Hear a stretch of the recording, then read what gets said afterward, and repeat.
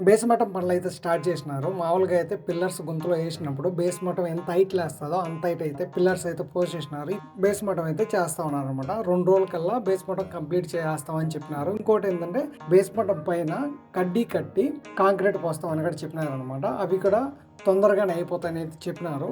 Same ఈ విధంగా ఇటుకతో కట్టి మధ్యలో వాళ్ళు కడ్డీ కట్టుకున్న తర్వాత దాంట్లో సిమెంటే కంకర అంటే కాంక్రీట్ అనేది పోస్తారనమాట. మొత్తం బేస్ మటం చుట్టూ పోసేస్తారు. ఆ ఎలక్ట్రీషియన్ కూడా వచ్చినాడు. ఇతను వచ్చేసి నా ఇంటికి ఎలక్ట్రీషియన్ పని అయితే చేస్తాడు. వరుసకు మామ అవుతాడు. ఈ మనిషి నా పని అంతా చేస్తాడని నేను ఇంటికాడ ఉన్నా లేకపోయినా కానీ ఇతనికి దుబాయ్‌లోనూ, కువైట్‌లోనూ ఎక్స్‌పీరియన్స్ ఉన్నది. చాలా ఇల్లు అయితే మా ఊర్లో చేస్తున్నాడు. బయట కూడా చేస్తా ఉన్నాడు. ఈరోజు మామూలుగా చెప్పాను కదా మీకు ఇంతకుముందు వీడియోలో చూశారు కదా! ఇప్పుడు వాళ్ళు కాంక్రీట్ అనేది పోస్తా ఉన్నారనమాట. మొత్తం బేస్ మటం చుట్టూ కాంక్రీట్ పోసేసినారంటే ఒక 2 రోజులు టైం పట్టిన తర్వాత 2 రోజుల తర్వాత మనం మట్టి తోలియాలన్నమాట ఆ గుంతలకి.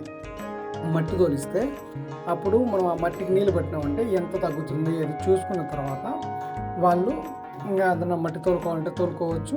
లేదంటే ఆ మట్టిని గట్టిగా చేసుకొని తర్వాత గోళాన్నిటి స్టార్ట్ చేస్తామని చెప్పేసి చెప్పినారనమాట. తోలిచ్చేసి జేసీబీతో ఎత్తి లోపల పోపియాలన్నమాట.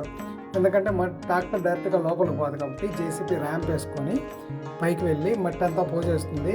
నిజంగా అయితే ఇంటికి వచ్చిన తర్వాత కువైట్‌లో ఉండడం చాలా బెటర్ అనిపించింది. ఈ ఎండలకు తట్టుకోలేకుండా అంత బాధేస్తామనమాట. కానీ మన సొంత ఇంట్లో పని మనం దగ్గరుండి చేసుకుంటే అదొక ఆనందం అని చెప్పి మొత్తం మట్టి అంతా లోపలికి పోపించిన తర్వాత మళ్ళీ మనం నీళ్ళు అనేది పట్టుకోవాలి. నీళ్లు పట్టుకుంటే మనం పోసిన కంటే మనం ఏదైతే గుంతలకు మట్టి పోసినామో ఆ మట్టి కిందికి తగ్గిపోయిందంటే ఇంకా రొంత మట్టి తోలుకోవాలి. ఒకవేళ మనం నీళ్ళు పట్టినా కానీ తగ్గకుండా ఉంటే మళ్ళీ ఇబ్బంది లేదనమాట. ఎందుకంటే ఫ్యూచర్లో మనం ఈ విధంగా నీళ్ళు పట్టుకున్నామంటే మనం టైల్స్ వేసేటప్పుడు బండలు అనేటివి తొక్కినప్పుడు కిందికి అనక్కకుండా పోకుండా ఉంటాయి కాబట్టి ముందుగానే మనం ఈ విధంగా మట్టి తోలుచుకొని అన్నీ చేసుకోవాలి. నాకు వీడియో నచ్చితే లైక్ చేయండి. మన ఛానల్ సబ్స్క్రైబ్ చేసుకొని ఫాలో అయ్యేదని ట్రై చేయండి.